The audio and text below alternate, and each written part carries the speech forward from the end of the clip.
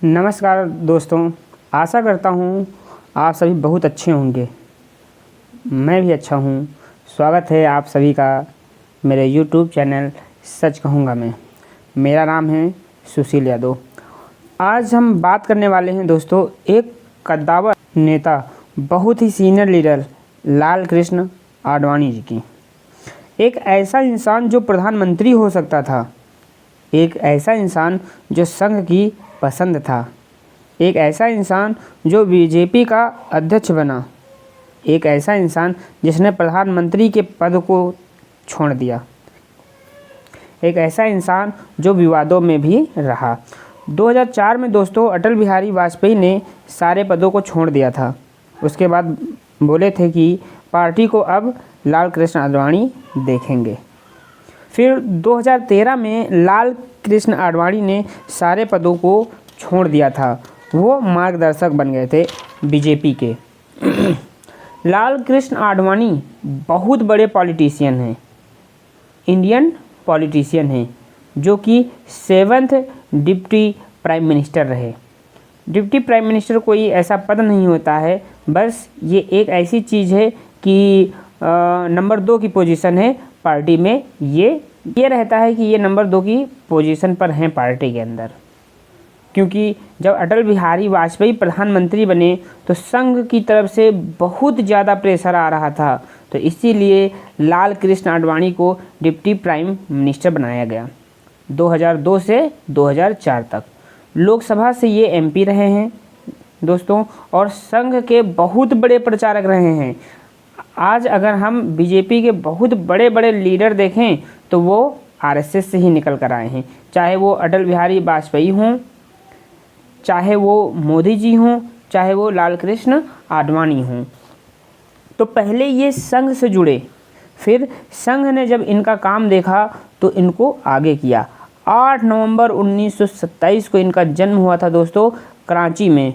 उस समय तो भारत में था भी नहीं कराची। आपको बता दूं दोस्तों, लाल कृष्ण आडवाणी विवेकानंद को बहुत पढ़ते थे। शुरुआती 20 साल तो इन्होंने स्वामी विवेकानंद को बहुत पढ़ा, सब इंग्लिश में पढ़ा। हिंदी नहीं आती थी इनको, हिंदी बिल्कुल भी नहीं आती थी इनको, सिंधी और इंग्लिश ही आती थी। लाल कृष्ण आडवाणी खुद बोलते हैं कि 20 साल तक तो मुझे हिंदी आती ही नहीं थी। तो इन्होंने स्वामी विवेकानंद को पढ़ा। फिर जब वो संघ के संपर्क में आए, उसके बाद फिर उन्होंने काम शुरू कर दिए। वहाँ का एक बहुत जाना माना school saint Patrick high school, वहाँ से उन्होंने अपनी शुरुआती पढ़ाई की। इनके पिताजी एक बहुत बड़े बिजनेसमैन थे, किशन चंद्र डी आडवाणी, और इनकी माताजी ज्ञानी देवी। इनकी फैमिली काफ़ी ज़्यादा पढ़ी लिखी थी, समृद्ध परिवार था इनका। काफ़ी समृद्ध परिवार से आते हैं ये, लेकिन ये बिजनेसमैन नहीं बने, ये बिजनेस में नहीं गए। चाहते तो बिजनेस में चले जाते, लेकिन फिर भारत को आडवाणी जी कहाँ से मिलते। ये कहाँ गए? पॉलिटिक्स में। तो इनका पूरा करियर जो है पॉलिटिक्स में स्टार्ट हुआ। पार्टीशन हुआ 1947 में, इनको बहुत धक्का लगा। पूरी फैमिली जो है माइग्रेट की। सिंधी हैं ये, आपको पता ही है, तो सिंध चला गया पाकिस्तान में। फिर वहाँ से पूरी फैमिली माइग्रेट की और भारत में बॉम्बे में सेटल हुई। फिर वहाँ से इन्होंने एक और लॉ की डिग्री ली, government law college Bombay university से। 1965 में इनकी शादी भी हुई कमला आडवाणी से। इनका एक छोटा बेटा और एक बेटी भी है। आडवाणी जी का करियर आरएसएस से ही शुरू हुआ। 1941 में सिर्फ ये 14 साल के थे और तभी इन्होंने आरएसएस ज्वाइन कर लिया। तो जब ये आरएसएस से जुड़े तो इन्होंने कराची में शाखा डेवलप की। वहाँ पर इन्होंने शाखाओं को डेवलप करना शुरू किया। पहले प्रचारक बने, फुल टाइम वर्कर, छोटी सी उम्र में सब कुछ छोड़कर। और ये आज के समय में 50,000 से ज़्यादा शाखाएँ हैं पूरे देश में आरएसएस की। उसके बाद दोस्तों श्याम प्रसाद मुखर्जी का उदय हुआ। श्याम प्रसाद मुखर्जी को नेहरू जी ने अपनी कैबिनेट में इंडक्ट किया। लेकिन श्याम प्रसाद ने इस्तीफ़ा दे दिया। नेहरू जी से विवाद हो गया था, जिसकी वजह से उन्होंने इस्तीफ़ा दे दिया। और उसके बाद भारतीय जनसंघ की स्थापना की और यहाँ से ये सब कुछ चेंज हो गया। भारतीय जनसंघ जो आगे चलकर भारतीय जनता पार्टी बना। आडवाणी भारतीय जनसंघ के मेंबर हो गए। यहाँ पर दोस्तों आडवाणी जी राजस्थान में बहुत ज़्यादा एक्टिव हो गए और जनरल सेक्रेटरी बने, बहुत इम्पोर्टेंट पोजीशन। फिर राजस्थान के बहुत ज़िलों में इन्होंने अपना काम शुरू किया। आरएसएस के प्रचारक थे, जनरल सेक्रेटरी थे। वहाँ पर फिर इन्होंने आरएसएस का प्रचार प्रसार करना शुरू किया और उसके बाद फिर इनको दिल्ली भी बुला लिया गया। जब इनका नाम देखा कि इतना ज़बरदस्त काम है आडवाणी जी का इनका, तो वहाँ पर बड़े बड़े लीडर्स ने इनको दिल्ली बुला लिया और वहाँ पर ये दिल्ली यूनिट के प्रेसिडेंट हो गए दोस्तों। फिर उसके बाद इनका पॉलिटिकल कैरियर स्टार्ट हो जाता है। ये सबसे पहले राज्यसभा से चुनकर आए। 1976 से लेकर 1982 तक राज्यसभा गुजरात से चुनकर आए। 1982 के बाद इन्होंने सीधा छलांग मारी लोकसभा के इलेक्शंस में। फिर 1984 में जब इलेक्शंस हुए तो यहाँ पर बीजेपी का बहुत ख़राब प्रदर्शन रहा। बीजेपी को केवल 2 सीटें मिली थी दोस्तों 1984 में। उस समय अटल बिहारी वाजपेयी सब कुछ देख रहे थे। यहाँ अटल बिहारी वाजपेयी चूँकि उदारवादी हिंदुत्व छवि वाले नेता थे, इसलिए वो पुरजोर तरीके से हिंदुत्व को बढ़ावा नहीं दे रहे थे, जिसकी वजह से लाल कृष्ण आडवाणी का नाम आरएसएस के द्वारा आगे बढ़ाया गया। तो लाल कृष्ण आडवाणी जो हैं 1986 से लेकर 1992 तक पार्टी के अध्यक्ष रहे। तो ये बड़ी बात है दोस्तों। और जो पार्टी का अध्यक्ष होगा उसके पास बड़ी ताकत है। उसके बाद फिर राम जन्मभूमि पूरा का पूरा आंदोलन शुरू हो गया था दोस्तों। मंदिर वहीं बनाएंगे, आपको याद ही होगा, अभी भी ये नारा चलता है। राम लला का विवाद चालू हो गया, रथ यात्राएं चालू हो गई। वैसे अब तो मंदिर बन भी रहा है।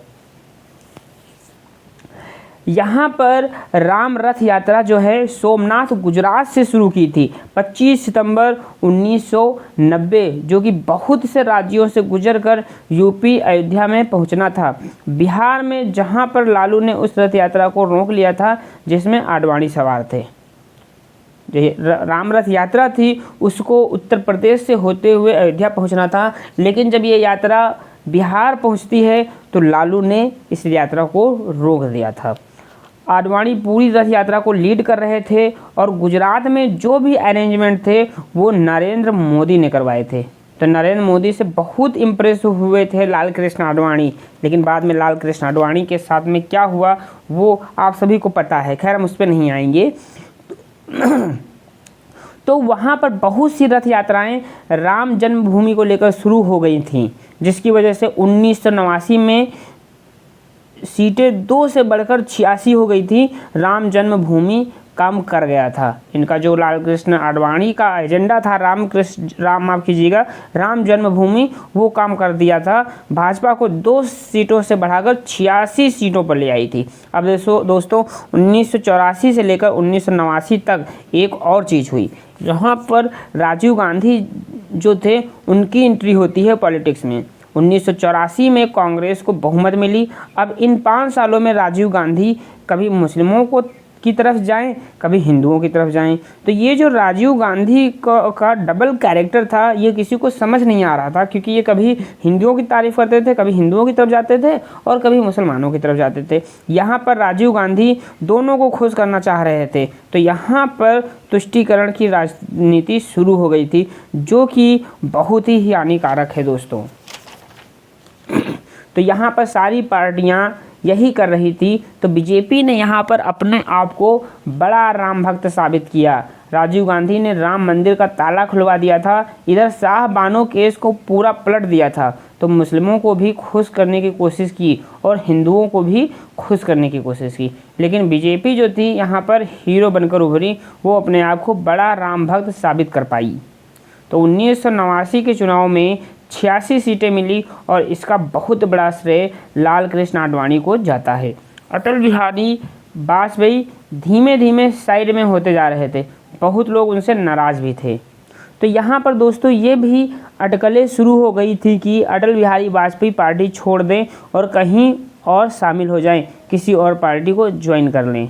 लेकिन यहाँ पर लाल कृष्ण आडवाणी ने कुछ ऐसा कर दिया कि सब हक्के बक्के रह गए।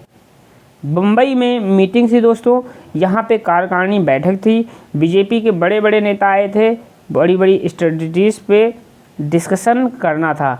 यहाँ पर लाल कृष्ण आडवाणी ने भी भाषण दिया, सब कुछ बताया क्या क्या किया है हमने।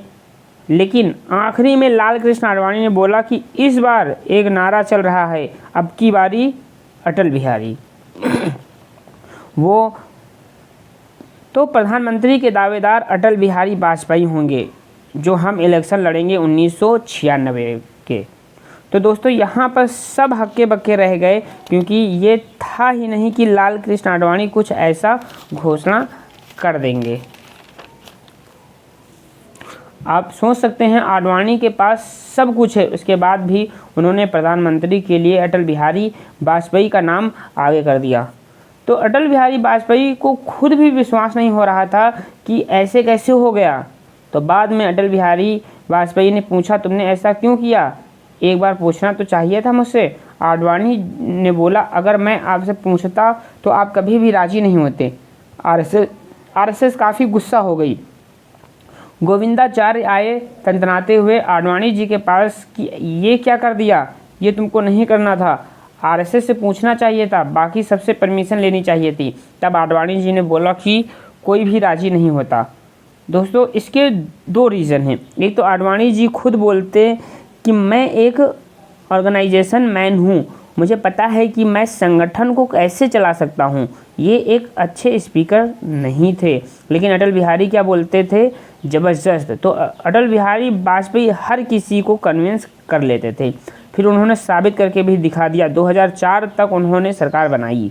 1996 में फिर चुनाव हुआ दोस्तों। यहाँ पर बीजेपी ने कमाल किया, 161 सीटें लेकर आई, लेकिन बहुमत तो थी नहीं।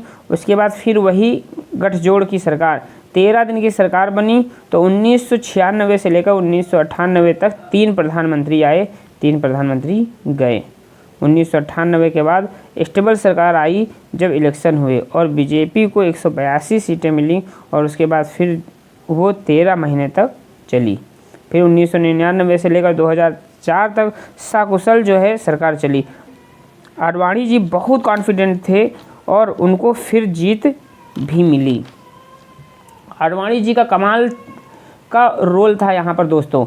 अब यहाँ पर आरएसएस का दबाव था। आरएसएस तो आडवाणी जी को ही बहुत ज़्यादा सपोर्ट करती थी।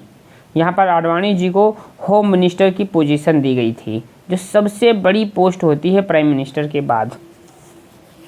2004 का जब चुनाव लड़ते हैं लाल कृष्ण आडवाणी और अटल बिहारी वाजपेयी, तो उनसे यहाँ पर सवाल पूछे जाते हैं कि क्या जो 2002 में दंगे हुए उनकी वजह से 2004 हारे। दोस्तों 2002 में गुजरात में दंगे भी हुए थे। तो लाल कृष्ण आडवाणी बोले, बिल्कुल भी नहीं, ऐसा नहीं है। हम 2004 का चुनाव इसलिए हारे क्योंकि हम ओवर कॉन्फिडेंट हो गए थे, हमको लग रहा था हम जीतेंगे ही जीतेंगे। तो यहाँ पर आडवाणी जी को बहुत बड़ा झटका लगा। उसके बाद अटल बिहारी वाजपेयी रिटायर हो गए पॉलिटिक्स से और सब कुछ अपना जो दारो मदार है पार्टी का वो छोड़ दिया और बोला कि अब जो पूरा काम है आडवाणी जी देखेंगे। उसके बाद वाजपेयी जी फिर आपको पता ही है वो मीडिया में भी नहीं आए। स्ट्रोक पड़ा जिसकी वजह से वाजपेयी जी बोलने में भी सक्षम नहीं थे। उसके बाद फिर उनका देहांत हो गया था। लाल कृष्ण आडवाणी की बात करें तो इन्होंने फिर पार्टी को लीड किया, लेकिन 2009 में चुनाव हुए और फिर से बीजेपी हार गई। तो यहाँ पर लाल कृष्ण आडवाणी को बहुत ज़्यादा दुख हुआ। इन्होंने बहुत सी यात्राएं भी की थी। 2009 में हारने के बाद फिर मोदी जी का नाम आगे किया गया। मोदी जी के नाम पर चुनाव लड़ा गया, आडवाणी जी को किनारे कर दिया गया। 2013 में आडवाणी जी ने सारे पदों से इस्तीफा दे दिया और वो एक मार्गदर्शक रहे। 2014 से लेकर अभी तक आडवाणी जी एक्टिव नहीं दिखे, क्योंकि आप जानते ही हैं कि जो भी डिसीजन होते हैं अमित शाह और मोदी ही लेते हैं। तो ये थी लाल कृष्ण आडवाणी की बायोग्राफी। एक ऐसे नेता जो प्रधानमंत्री बन सकते थे पर बने नहीं। I hope